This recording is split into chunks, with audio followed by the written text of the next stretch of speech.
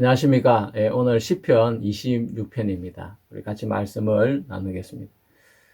1절 말씀부터 읽겠습니다. 내가 나의 완전함에 행하여 싸우며 요동치 아니하고 여호와를 의지하여 싸우니 여호와여 나를 판단하소서. 여호와여 나를 살피시고 시험하사 내 뜻과 내 마음을 단련하소서. 주의 인자하심이 내 목전에 있나이다. 내가 주의 진리 중에 행하여 허망한 사람과 같이 앉지 아니하였사오니 간사한 자와 동행치 아니하리이다. 내가 행악자의 집회를 미워하오니 악한 자와 같이 앉지 아니하리이다. 여호와여 내가 무죄함으로 손을 씻고 주의 단에 두루 다니며 감사의 소리를 들리고 주의 기한 모든 일을 이르리이다. 7절 말씀까지 읽었습니다. 우리는 지난 시간까지 시편 25편을 같이 나누었습니다. 시편 25편에서 다윗은 자신의 죄를 인정하고 있고 또 자신의 죄로 인해서 하나님의 은혜와 또 하나님의 긍휼을 이렇게 부르짖는 모습을 볼 수가 있습니다. 그렇지만 시편 26편은 전혀 다른 다윗의 언어를 우리는 읽을 수가 있습니다. 다윗은 이 시편 26편 1절에서 내가 나의 완전함에 행하여 싸우니 라고 이야기를 했습니다. 아니 시편 25편에서 하나님 앞에 자신의 죄 때문에 자기가 고통을 당하고 있다고 자신의 죄를 사해달라고 그렇게 입이 마르도록 이야기를 했던 다윗이 정말 침이 마르기도 전에 이제 말을 바꾸어서 나의 완전함에 행하였다라고 다윗은 시편 26편에서 두 번씩이나 그렇게 이야기를 하고 있습니다. 그럼 무엇을 우리는 믿어야 될까요? 왜 다윗은 이렇게 시편 25편과 전혀 다른 이야기를 시편 26편에서 이야기하고 있을까요? 우리가 히브리어를 모르면 이 시를 읽을 때 혼돈이 일어날 수가 있습니다. 아니 다윗이 어떻게 뻔뻔스럽게 자기 자신을 완전하게 행했다고 표현을 할 수 있지? 여러분 우리가 너무나 잘 알고 있는 바세바의 사건이 다윗에게 있었습니다. 그리고 그 죄를 감추기 위해서 또 우리아를 전쟁터에 보내서 죽이기도 했던 다윗이었는데 그가 어떻게 하나님 앞에 내가 나의 완전함에 행하여 싸우며 이렇게 하나님 앞에 이야기할 수가 있을까요? 또 6절에는 내가 여호와여 내가 무죄함으로 라고 그는 또 이야기를 하고 있습니다. 11절에도 나는 나의 완전함에 행하오리니 라고 이야기를 하고 있습니다. 자, 이 완전하다라고 사용되는 히브리 단어가 담임이라는 단어인데 이 담임이라는 단어는 몇 가지 뜻을 가지고 있는데 그 중에 하나가 완전함이고 또 하나는 이렇게 나누어지지 않았다라는 뜻을 가지고 있습니다. 우리가 시편 18편을 공부할 때 그 부분을 우리는 이미 공부를 했습니다. 우리는 시편 18편 23절에서 내가 또한 그 앞에 완전하여 나의 제약에서 스스로 지켰나니 내가 또한 그 앞에 완전하여 나의 제약에서 스스로 지켰나니 할 때 그때 공부한 기억이 여러분 나실 것입니다. 하나님이 노아를 보고 말씀하실 때 노아는 의인이요 당세의 완전한 자다라고 이야기를 했는데 그때도 담임이라는 히브리 단어를 썼는데 그 완전하다는 뜻이 도덕적으로 흠이 없고 무결하다 그런 뜻이 아니고 하나님과의 관계가 나누어지지 않았다. 그러니까 다른 사람들은 하나님과의 관계가 나누어지고 또 흩어지고 끝이 나고 했지만 노아만큼은 하나님과의 관계를 끝까지 이렇게 유지했다는 이야기인 것입니다. 그러니까 히브리 성경에서 완전하다는 그 이야기는 우리 한국 사람들이 쓰는 완전함, 퍼펙트와 조금 다른 뜻도 가지고 있다는 것을 알아야 되고 그래서 그때 문장에 맞게 성경을 이해해야 되는데 번역을 할 때 담임이라는 단어를 완전하다고 번역을 했는데 뭐 그건 큰 문제가 없습니다. 예, 왜냐하면 그걸 나는 하나님과 뜻이 나누어지지 않았습니다. 이렇게 번역하면 우리가 읽기에도 상당히 거북스럽고 문장도 길고 복잡한 내용이 되는 것입니다. 하나님께서 창세기 17장에 아브라함에게 나타나서 말씀하실 때도 너는 내 앞에 행하여 완전하라라고 이야기했는데 그것은 행위적인 완전함이 아니고 관계가 나누어지지 말라는 바로 이 시편 26편 1절에서 말하고 있는 완전함과 똑같은 뜻인 것입니다. 예, 제가 다음 시간에 그 완전함에 대해서 여러분과 함께 좀 더 깊이 있게 이야기하는 시간을 가지겠습니다. 오늘은 살짝 이렇게 맛배기만 보여드리고 넘어가겠습니다.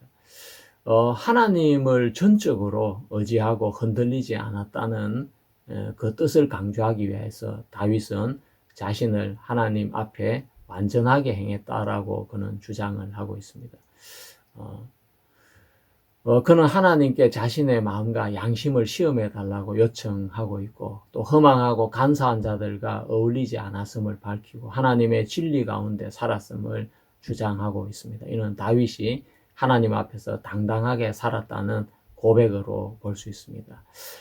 이 시편은 우리가 하나님 앞에 어떤 태도로 살아야 하는지를 깊이 묵상하게 해주는 본문이기도 합니다.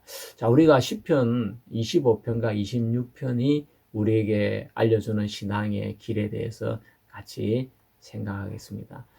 자, 우리가 시편 25편에서는 다윗이 자신의 죄를 인정하는 이야기들이 나오고 있습니다. 다윗은 자신을 하나님 앞에 숨기지 않았습니다. 그래서 내 죄를 기억지 마소서, 내 아본이 크다, 이런 표현들을 시편 25편에서 하고 있습니다. 그는 죄를 작게 만들거나 또 핑계대거나 정직하게 인정하지 않으려고 하거나 이렇게 하지 않았습니다. 그는 죄를 정확하게 인정했습니다.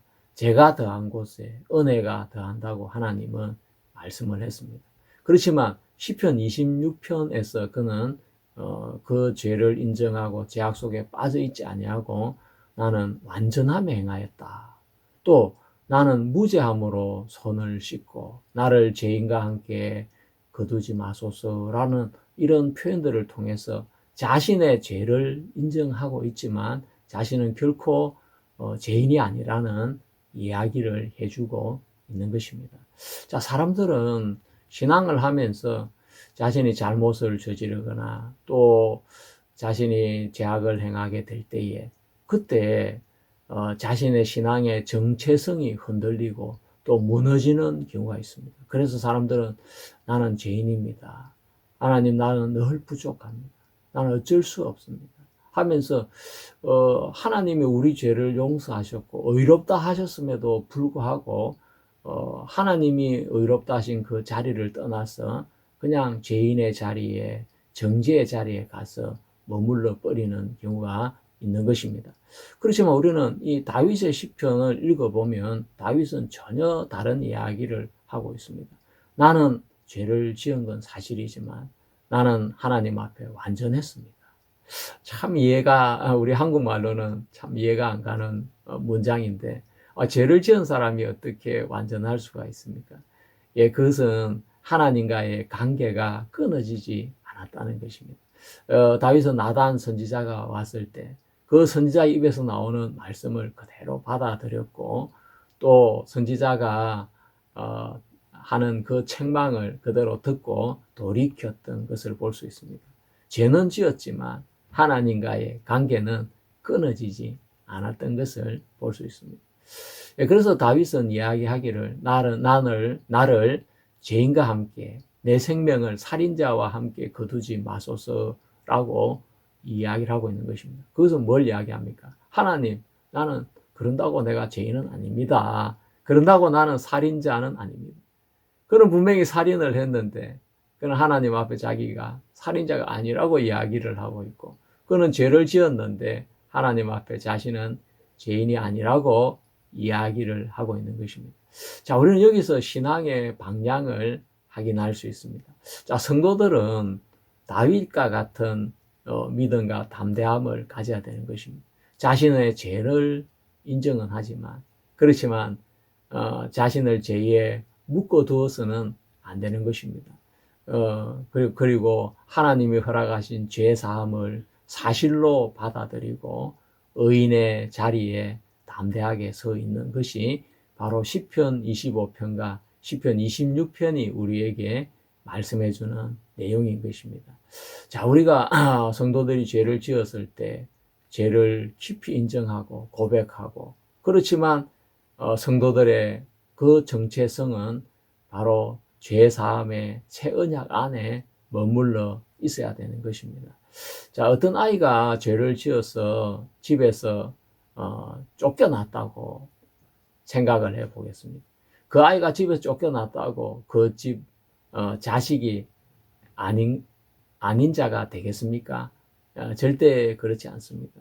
예, 쫓아내어도 야, 넌 내 자식이 아니야 해도 아들인 것은 너무 분명한 것입니다.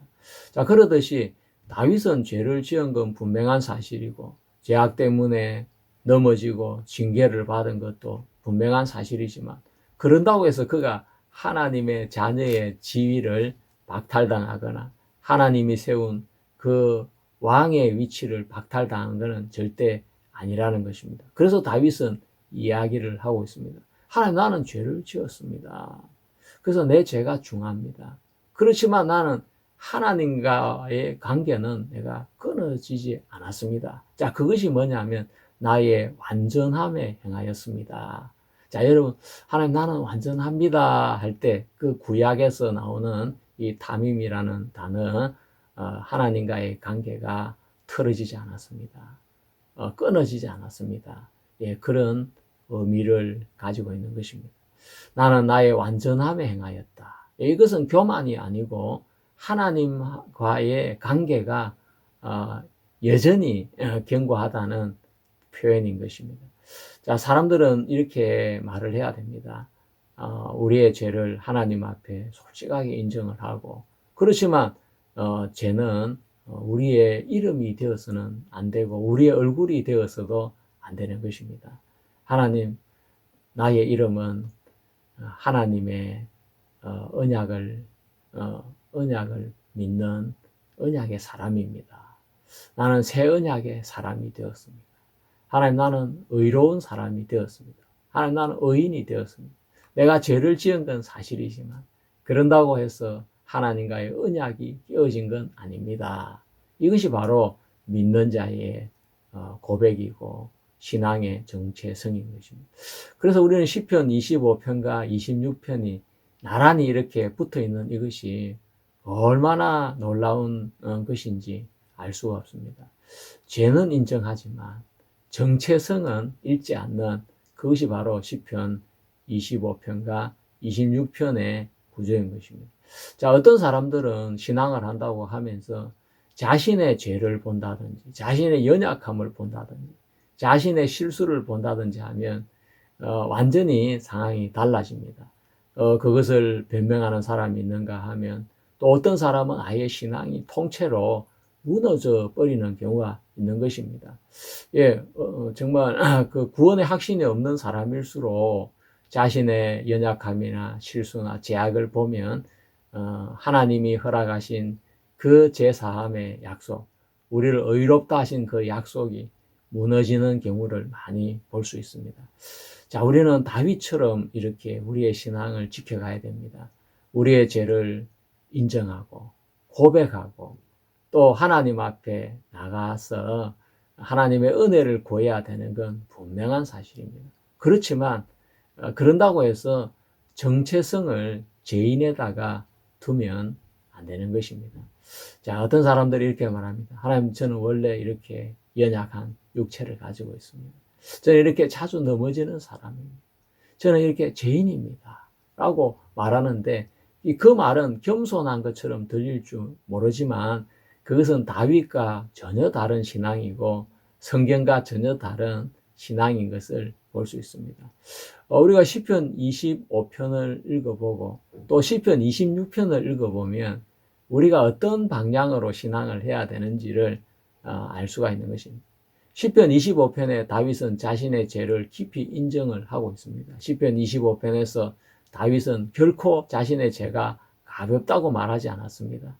그는 죄를 세 가지 단어로 표현을 했는데 하타와 패사와 아본으로 표현을 했습니다. 하타는 율법을 범한 이야기를 하타라고 하고, 패사는 하나님 앞에 근본적인 죄악을, 반역을 패사라고 하고, 아본은 내면이 띠틀어지고 왜곡되어진 상태의 죄를 아본이라고 합니다.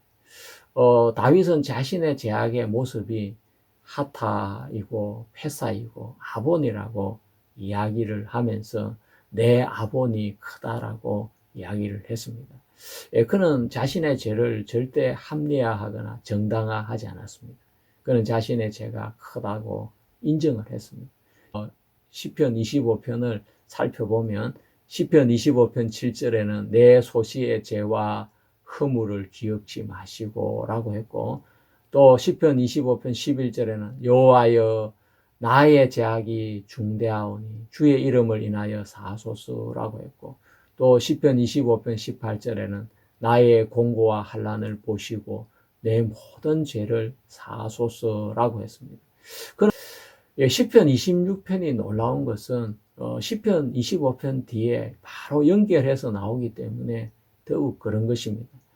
다윗은 자기 자신의 죄악을 알고 고백하면서도 그는 자신이 완전하게 행했다고 이야기를 하고 있습니다. 또 뿐만 아니라 무죄하다고 이야기를 하고 있고, 자신의 생명을 죄인과 함께 살인자와 함께 거두지 말라고 하면서 자신은 죄인도 아니고 살인자도 아니라고 시편 26편에서 전혀 다른 어조로 말을 하고 있는 것입니다.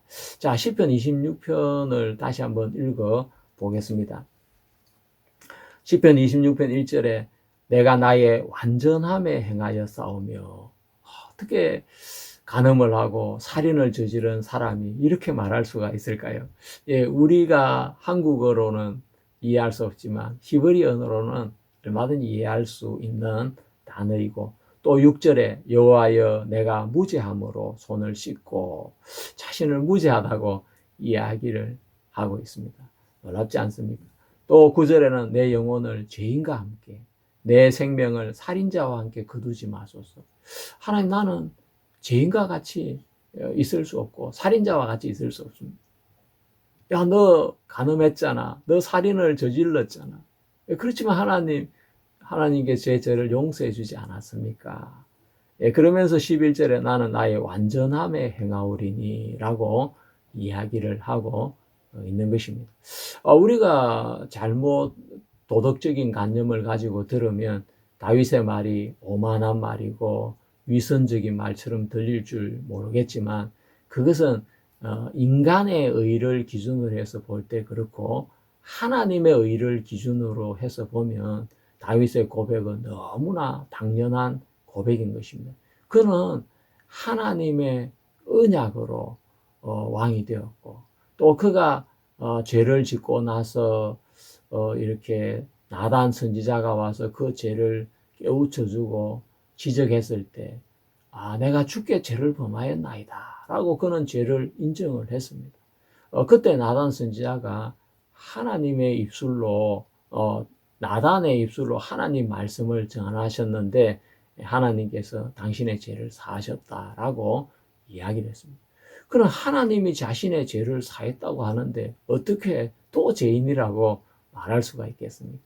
그는 하나님 앞에 죄를 사함을 받은 사람인 것입니다. 그래서 그는 하나님 앞에 무죄하다고 이야기를 할 수 있고, 자신의 그 영혼을 죄인과 함께, 자신의 생명을 살인자와 함께 거두지 말아달라고, 자신은 이제 죄인이 아니라고, 그렇게 살인자가 아니라고 말을 하고 있는 것입니다. 자, 정체성이라는 것은 뭐와 같겠습니까? 그것은 우리가 살고 있는 주소와 같은 것입니다.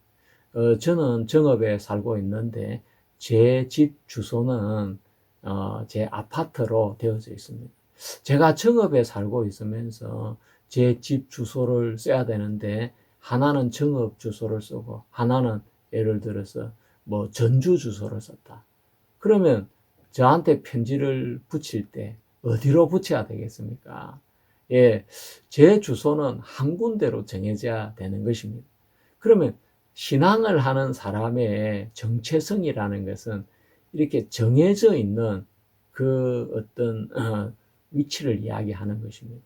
자, 내가 죄를 지으면 죄인이 되고, 죄를 용서받으면 의인이 되고, 또 죄를 지으면 죄인이 되고, 용서받으면 의인이 되고, 죄인이 됐다, 의인이 됐다, 죄인이 됐다, 의인이 됐다. 그런다면 그건 정체성이 흔들리는 것입니다.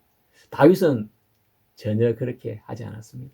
다윗은 죄를 지은 건 인정하지만 그런다고 해서 자기의 정체성이 죄인이라고 말하지는 않았던 것입니다. 자, 우리가 시편 26편을 읽어보면 이 정체성을 정확하게 알 수가 있습니다.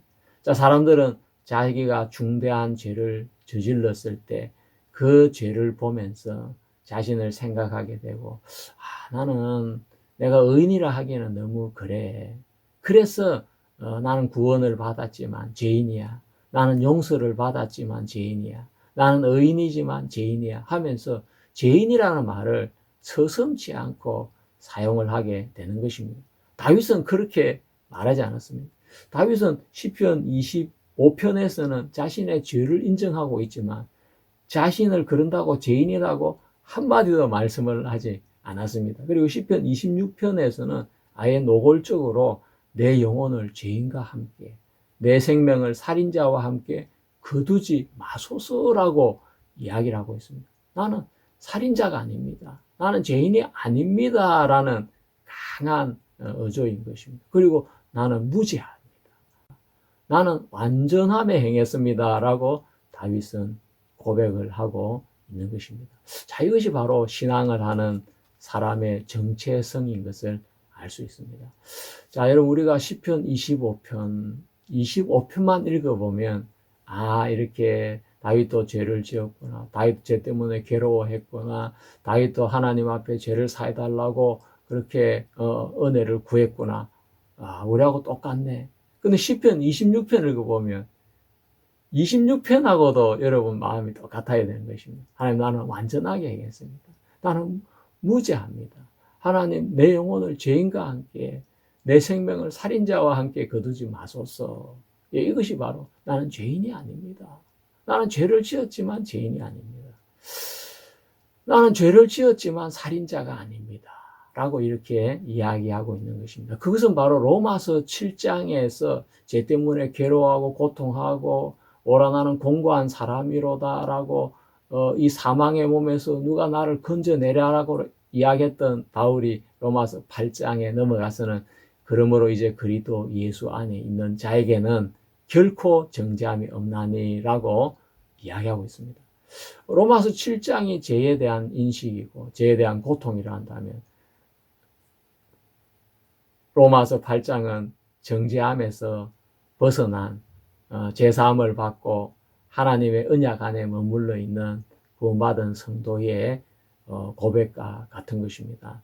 예, 그것은 바로 놀랍게 로마서 7장과 8장이 연결되는 것이나 시편 25편과 26편이 연결되는 구조가 똑같은 구조인 것을 알 수가 있습니다. 자, 우리는 종교개혁을 한 마틴 루터가 그는 의인이면서 죄인이라는 표현을 사용했습니다. 죄의 고통으로 인해서 죄로 인해서 고민을 하다가 하나님의 법정 선언인 의롭다함을 하나님이 말씀하신 그것을 믿음으로 경험해 보지 못한 사람은 루터도 의인이면서 죄인이다 했다. 그러니까 우리는 죄인이야 하고 자신의 정체성을 죄인에다가 두는 사람이 있는데 루터는 결코 자신을 죄인에다가 정체성을 두지 않았습니다. 자, 그가 로마서 강해 1515년에서 1516년 바로 그가 거듭난 그 상황에 기록한 로마서 강해에 보면 루터는 로마서 7장을 주의하면서 이렇게 말했습니다. 동시에 의롭고 동시에 죄인이다. 자, 이것이 바로 의인이면서 죄인이라는 그 표현인데, 그는 이렇게 설명을 합니다. 신자는 의롭다. 왜냐하면 그리스도를 믿기 때문이다. 그러나 그는 죄인이다. 왜냐하면 아직 자기 안에 죄를 느끼기 때문이다. 자, 여기서 죄인이라는 표현은 뭐냐면, 하나님 앞에 죄를 용서받았지만 속에 있는 죄를 느끼고 있다는 것입니다. 로마서 7장처럼 여기서 루터가 말하는 죄인은 정죄받는 신분이라기보다 죄가 여전히 존재하는 현실, 바로 죄성을 이야기하고 있는 것입니다. 그가 쓴 1531년에서 35년까지 쓴 갈라디아서 강해에 갈라디아서 2장 20절에서 이렇게 이야기를 하고 있습니다. 그리스도인은 동시에 의롭고 죄인이며 거룩하면서도 속된 자며 하나님의 원수이면서 하나님의 아들이다. 이 표현은 굉장히 충격적입니다. 하지만 문맥으로 보면 그는 이렇게 설명을 합니다. 하나님 앞에서는 의롭다. 자기 자신 안에서는 죄가 남아있다. 그는 이 두 관점으로 나누어서 설명을 하고 있습니다. 그러니까 하나님 앞에서는 이제 정죄가 끝이 났고 완전히 의롭고 그리스도의 의가 증가되어졌다고 이야기를 했고, 자기 안에서는 육체의 연약함이 남아있는 존재이고 죄의 욕망이 남아있는 존재라는 뜻을 가지고 있는 것입니다. 그래서 여전히 싸움이 있다는 것입니다. 여기서 죄인이라는 말은 정체성의 선언이라기보다 자기 안에 남아있는 죄의 현실을 이야기하고 있는 것입니다. 루터는 분명히 하나님의 의롭다는 그 선언이 법적 선언이라는 것을 그는 법학도였기 때문에 정확하게 알았습니다. 그렇지만 그런 법학적인 지식이 없는 목회자들이나 성도들이 의인이면서 죄인이라는 이야기를 들을 때, 그러면 뭐지? 그러면 우리는 의인이야 죄인이야? 그러니까 의롭다는 그것이 학정 판결인데 그것을 믿는 믿음이 없는 사람은 봐라, 루터가 죄인이라 했잖아. 그러니까 우리는 죄인이야 라고 하면서 자신을 안심 놓고 죄인이라고 하는 사람들이 있는데, 그 사람들은 분명하게 하나님의 의를 법정 선언으로 믿는 믿음이 없어서 그런 것입니다. 자, 사도 바울도 그는 편지에서 자신은 죄인 중에 괴수라고 이야기를 했습니다. 여기서 그가 그 문맥의 흐름을 보면 회심 이전의 삶을 해상하면서 쓴 겸손의 언어라고 할 수가 있습니다. 그렇지만 그는 동시에 이렇게 말했습니다. 그런즉 이제 그리스도 예수 안에 있는 자에 결코 정죄함이 없다라고 했고, 너희는 씻음과 거룩함과 의롭다 하심을 얻었다라고 고린도전서 6장에 이야기했습니다. 바울은 법적 신분을 자신을 정죄받은 죄인이라고 하지는 않았습니다. 베드로 역시 그렇습니다. 그는 성도들을 일컬어서 죄인이라고 절대 말하지 않았습니다. 거룩한 나라고 택하신 족속이라고 불렀고, 그는 성도를 죄인이라고 말한 적이 없습니다. 사도 요한 역시 그렇습니다. 하나님께로 난 자마다 죄를 짓지 아니한다고 그는 이야기했고, 그가 요한 1서 1장 8절에 만일 우리가 죄 없다고 하면 스스로 속이고 했는데, 죄의 존재는 인정을 하고 있지만, 죄가 우리 속에 있는 그것은 인정하고 있지만, 그런다고 성도가 죄인이라고 그렇게 말을 하지는 않았던 것입니다. 성도는 역시 하나님의 자녀고 의인인 것입니다. 자, 그래서 성도들은 자신의 죄를 인정할 줄 알아야 됩니다. 그렇지만 자신의 정체성이 죄인이라고 해서는 절대 안 되는 것입니다. 성도의 이름은 하나님의 사람, 새 언약의 백성인 것이고, 또 하나님께 의롭다함을 얻은 사람, 바로 의인인 것입니다. 우리는 육체를 입고 있기 때문에 넘어지기도 하고 실수를 하기도 하고 죄를 짓기도 하는 것입니다. 그래서 죄악 때문에 눈물을 흘리기도 하고 하나님의 징계를 받기도 하고 고통을 당하기도 하지만, 그렇지만 하나님이 허락하신 새 언약은 끊어지거나 없어지거나 무효가 되는 것은 절대 아닌 것입니다. 그래서 다윗은 이야기한 것입니다. 하나님, 나는 완전하게 행했습니다. 예, 이 하나님의 관계가 끊어지지 않았다는 믿음의 고백인 것입니다.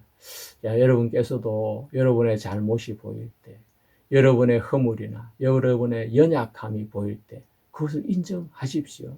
그렇지만 또 하나님의 자비를 구하십시오. 그렇지만 여러분이 하나님의 그 언약에서 끊어져서는 안 된다는 것입니다. 예수 그리스도는 우리를 위해 피를 흘리시면서 새 언약을 세워 주셨습니다. 우리로 하여금 그 새 언약 안에 머물러 살도록 하기 위해서, 새 언약의 백성을 만들기 위해서 예수님은 피를 흘려 주셨는데, 그것이 바로 뭡니까? 우리의 죄가 사해졌고 우리가 이제 하나님 앞에 의롭다 하심을 얻은 백성이 되었다는 것입니다.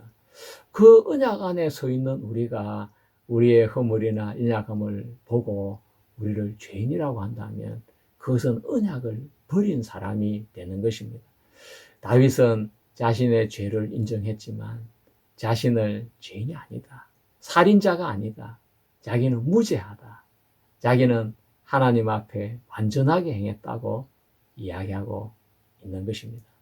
여러분도 다윗의 신앙을 닮아서 하나님의 새 언약 앞에서 어떤 형편이나 여러분의 어떤 연약한 모습과 상관없이 흔들리지 않는 언약의 백성으로 사시게 되기를 바라겠습니다. 그것이 하나님께서 우리에게 원하시는 신앙의 태도인 것입니다. 감사합니다. 오늘 말씀을 여기까지 전해드리겠습니다. 수고하셨습니다.